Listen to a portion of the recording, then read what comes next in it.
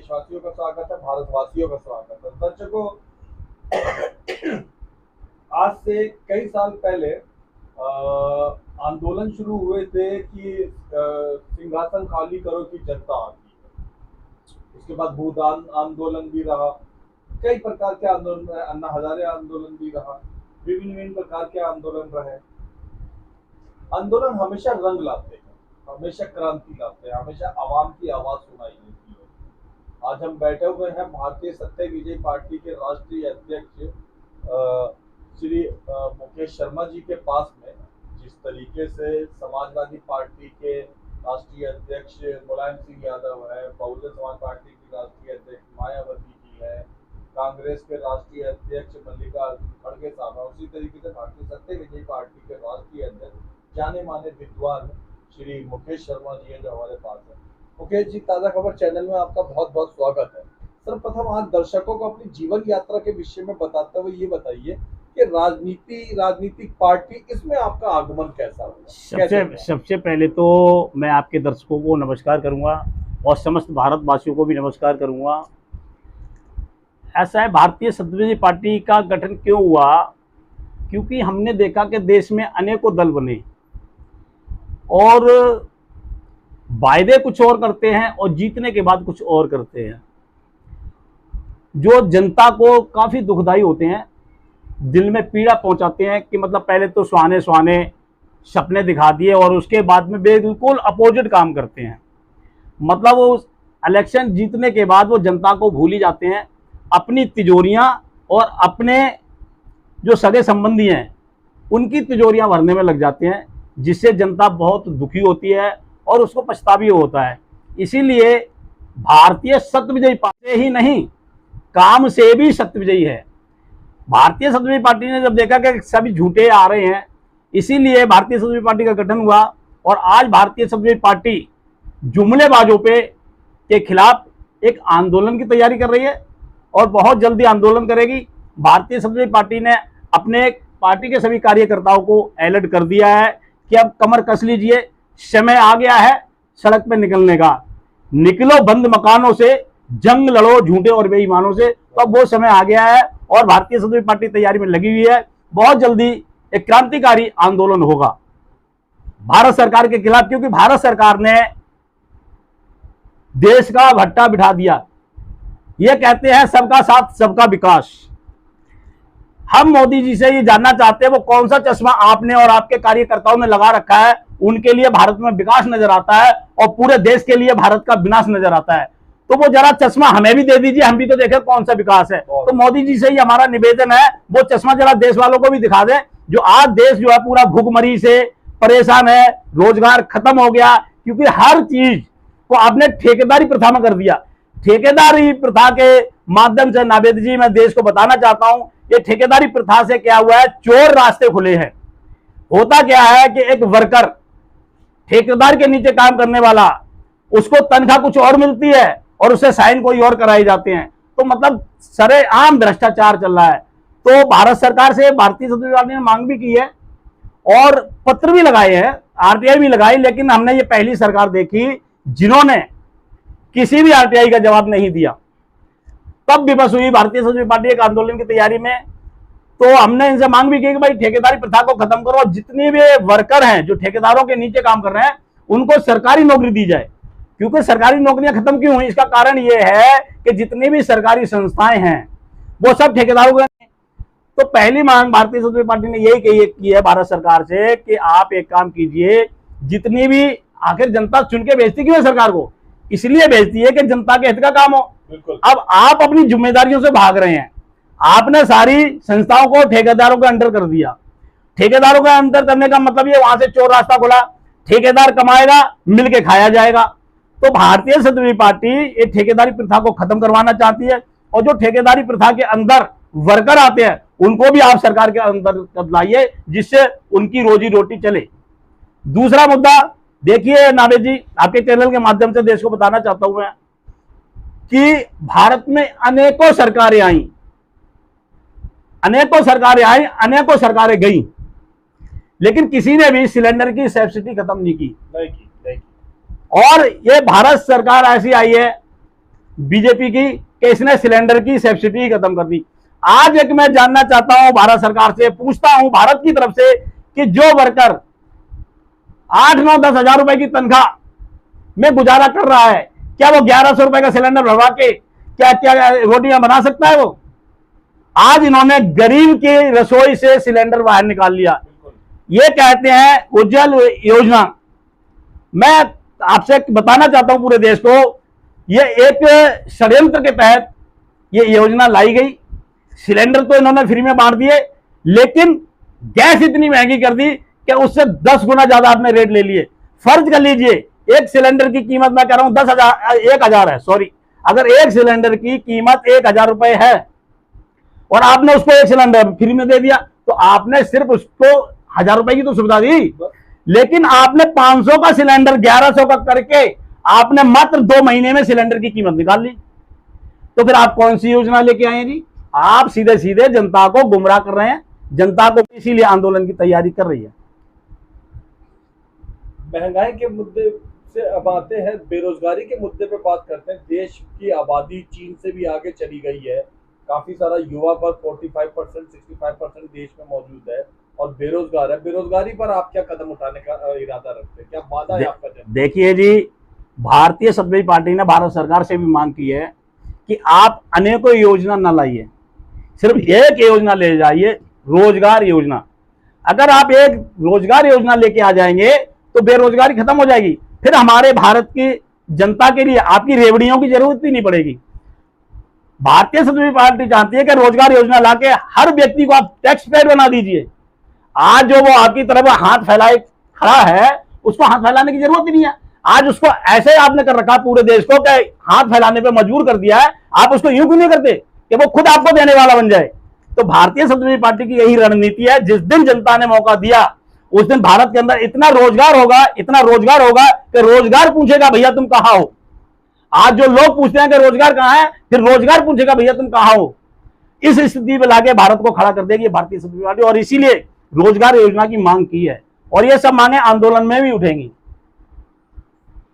आपको आपके संगी साथी, आपके चाहने वाले, आपके कार्यकर्ता देश का भावी प्रधानमंत्री कहते हैं, और आप शादीशुदा बाल बच्चेदार आदमी हो तो हमें इस बात को एहसास होता है कि एक आदमी जिसकी खुद की बीवी हो, बच्चे हो, सब्जी भाजी खरीदता हो, तो उसको आम आदमी की चिंता रहती है, उसको महसूस होता रहता है कि क्या क्या एक आदमी को भुगतना पड़ता है।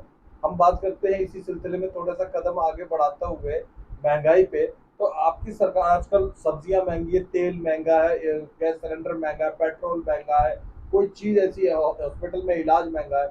महंगाई को कम करने के लिए आप क्या कदम उठाएंगे? आमतौर पे देखा जाता है कि महंगाई तो बढ़ी है, आप क्या कदम उठाने का विचार रखते हैं? देखिए, मैं बताता हूं महंगाई बढ़ने का कारण क्या है। एक भारत में एक सिस्टम चल रहा है टेबल के नीचे वाला।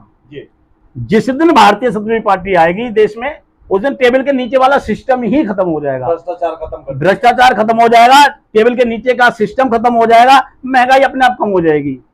और रह गई बात, हमारे भारत के जो प्रधानमंत्री हैं वो एक अनुभवहीन प्रधानमंत्री है, और इस बात को भारतीय समाजवादी पार्टी कई बार कह चुकी है। क्यों कह चुकी है? अनुभव कहां से मिलता है? अनुभव मिलता है परिस्थितियों से। अगर हमने परिस्थितियां झेली है तो हमारे अंदर अनुभव होगा। हमने अगर अपने बच्चे को दूध के लिए बिलखता हुआ देखा है तो हमें वो दर्द होगा। अगर हमने अपनी बीवी के लिए शाम को आटे के लिए इंतजार करते हुए देखा है तो हमें एहसास होगा। भारत के प्रधानमंत्री शुरू से अपनी जिम्मेदारियों से भागते रहे, तो इनको अनुभव कहां से आएगा? एक अनुभवहीन प्रधानमंत्री अगर देश का बनेगा तो जो हालत हुई है वही होगी। वो एक कहावत है हमारे यूपी में कि बांझ क्या जाने पीर जियाई की। मैं इसका मतलब भी बता देता हूं। देसी कहावत यह है कि जिस औरत ने बच्चे को जन्म ना दिया हो वो, और जिस औरत ने बच्चे को जन्म दिया उसका दर्द जिसने जन्म नहीं दिया वो कभी नहीं एहसास कर सकती कि दर्द कितना होता है। तो हमारे भारत के जो प्रधानमंत्री हैं उनको एहसास कैसे होगा? उन्होंने किसी बच्चे को बिलखते हुए नहीं देखा दूध के लिए, उन्होंने किसी बच्चे को भूखा सोते हुए नहीं देखा, किसी औरत को मतलब कि शाम को आटा है ये इंतजार करते हुए नहीं देखा। तो ये इनको अनुभव कहां से आएगा? ये जब इनका बचपन संभला तो उसके बाद में जाके आ रहा है सच की गोद में बैठ के, जाके अपने माँ बाप की भी जिम्मेदारी से भागे। जब शादी हो गई तो पत्नी की जिम्मेदारी से भागे। तो एक भगोड़ा प्रधानमंत्री हैं ये भारत के, ये हर जिम्मेदारी से भागते रहे। नोटबंदी करके देश से भागे, नोटबंदी करके देश से भागे। अगर आपको इतना ही जापान जाना जरूरी था, ये सवाल किया और ये आंदोलन में भी सवाल उठेगा, अगर जापान में जाना आपको इतना ही जरूरी था तो या तो नोटबंदी आगे पीछे करते। आप नोटबंदी करके रात को नोटबंदी करते हो, सुबह को भाग जाते हैं। भारत के 152 लोग खत्म हुए हैं, जो कि राजनाथ सिंह ने स्वयं लोकसभा के अंदर कहा है। तो एक बार बताइए, आपने 152 लोग मरवा दिया, आपकी नोटबंदी भी फेल हो गई, तो आप तो अनुमानहीन प्रधानमंत्री है। आप तो कुछ डमरू बजाने वाले आपने अपने साथ में रख रखे हैं, वो डमरू बजाते रहते हैं, मोदी मोदी करवाते रहते हैं, तो सत्य नहीं बदल जाएगा। और अब मोदी जी को भी संदेश दे रही है कि मोदी जी, अब सत्य विजयी पार्टी आ रही है, अब सावधान हो जाइए। भारतीय सत्य विजयी पार्टी का एक एक कार्यकर्ता हीरे की तरह चुना गया है। 100 नहीं लिए हैं, एक लिया, लेकिन वो भी हीरे के समान लिया गया। आप खूब उसकी जांच कराइए और एक भी अपराध नहीं मिलेगा, तो आप भारतीय सत्य विजयी पार्टी को तो रोक ही नहीं पाएंगे, ना भारतीय सत्य विजयी पार्टी का सामना कर पाएंगे। LIC से लगभग भारत के काफी परसेंटेज लोग, अधिकतम मात्रा के लोग जुड़े हुए हैं LIC से, और LIC का निजीकरण कर दिया गया है। आपकी सरकार अगर सत्ता में आती है, जनता आप पे विश्वास जताती है, आप क्या इस विषय में काम करेंगे? देखो जी, ऐसा है, हमने भारत सरकार से मांग भी की है और उनको पत्र भी लिख के दिया था, लेकिन भारत सरकार जो है, मैं बता दूं आपको भारत सरकार की नीतियां क्या हैं। जब इलेक्शन आता है तब इनकी जुबान खुलती है, तब इनके कान खुलते हैं, तब इनके दिमाग खुलते हैं, और जैसे इलेक्शन खत्म मोदी जी मौन हो जाते हैं, कानों से सुनना बंद कर देते हैं, आंखों से देखना बंद कर देते हैं, मुंह से बोलना बंद कर देते हैं। मैं सत्य बता रहा हूं, आप कितनी भी आवाज उठा लीजिए, आपकी आवाज नहीं सुनेंगे। और जैसे ही इलेक्शन आया वैसे इनकी रैलियां शुरू हो जाती हैं। तो रह गई बात आप कह रहे हैं महंगाई को कैसे कंट्रोल, LIC को कैसे कंट्रोल किया जाएगा। सबसे पहले मांग जो भारतीय सत्ता पार्टी ने की है भारत सरकार से कि LIC के लिए सरकार के अंतर्गत पुनः लाया जाए, क्योंकि आज गरीब आदमी है, अपने बच्चों के मुंह का निवाला काट काट के LIC में पैसा भरता है। अमीर कोई नहीं भरता है LIC में, क्योंकि उसको पता है उसके पास तो हिसाब ही नहीं है। लेकिन गरीब आदमी है, हल्के तबके का आदमी है, वो जाके LIC में पैसा जमा करता है। हमारे देश में एक घटना पहले भी घट चुकी है, सारा इंडिया के द्वारा। सारा इंडिया देश के गरीबों को बर्बाद करके चली गई, और एक दिन यही होगा, जो LIC है, जिस दिन अडानी ने हिंदुस्तान छोड़ दिया उस दिन भारत की जनता फिर बर्बाद हो जाएगी। तो इसीलिए भारतीय सत्ता पार्टी ने मांग की है कि आप जो है LIC को पुनः वापस लाइए और गरीबों को बर्बाद होने से बचा लीजिए। और अगर जनता सुनती है, और कभी भारत की जनता का भारतीय सत्ता LIC को भी सरकार के अंतर्गत ही लाया जाएगा, गरीबों को लुटने नहीं दिया जाएगा, गरीबों को पिटने नहीं दिया जाएगा। महिलाएं हमारे देश की आधी आबादी है, और अब तो वोट डालने में बड़ा प्रमुख भूमिका अदा कर रही है।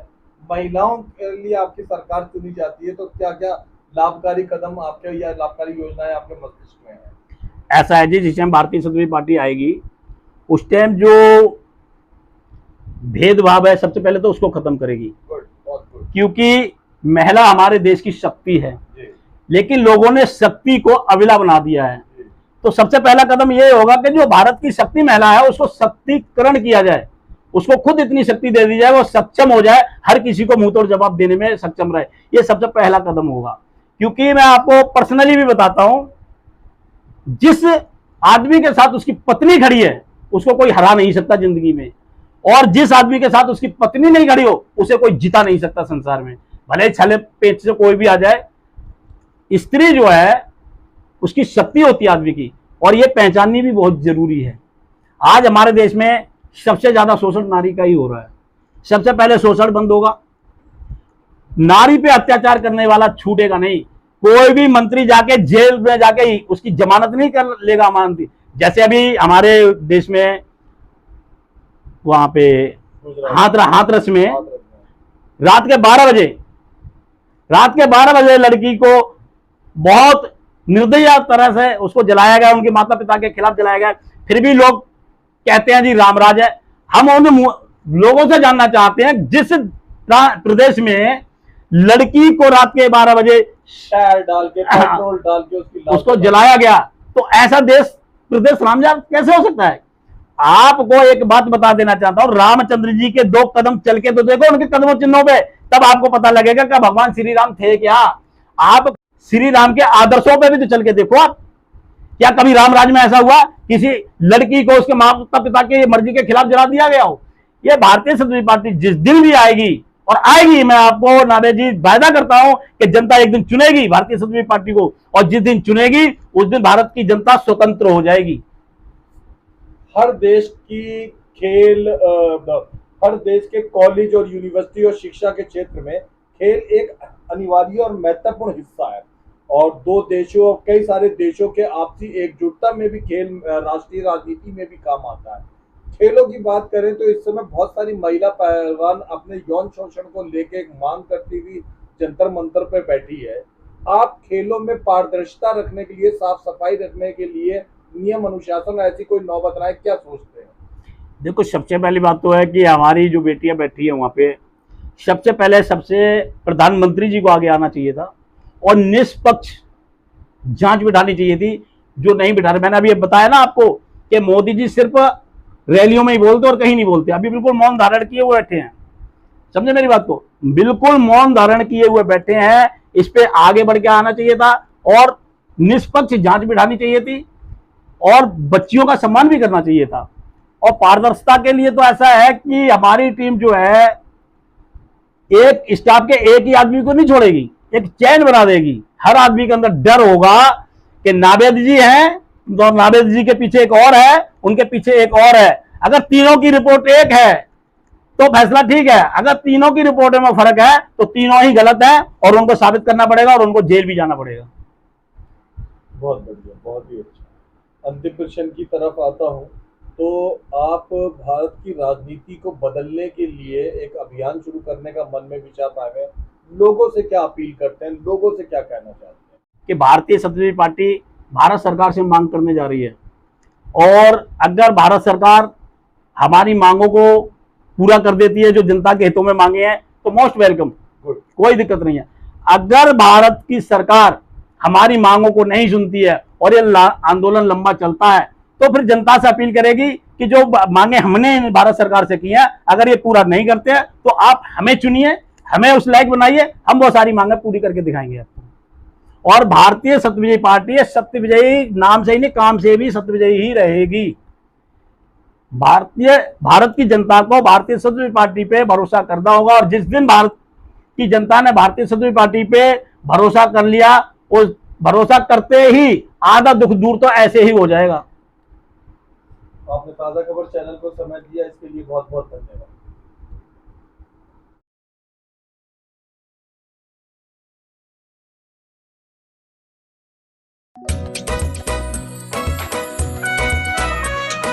हर पल मस्ती और रंगीन विद सतमोला नमकीन, इससे बेटर है नथिंग। सतमोला नमकीन डिफरेंट टेस्ट है बेमिसाल, पनीर भुजिया भी कमाल, इसके टेस्ट के सब शौकीन। हाँ सतमोला नमकीन, सतमोला स्वीट्स एंड नमकीन, इससे बेटर है नथिंग।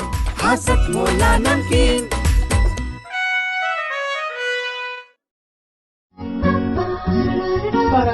दिन की शुरुआत पूजा के साथ, स्वाद बेहतरीन पूजा नमकीन। शुद्ध मूंगफली तेल से निर्मित, मजे से खाइए, शाम से खिलाइए पूजा नमकीन।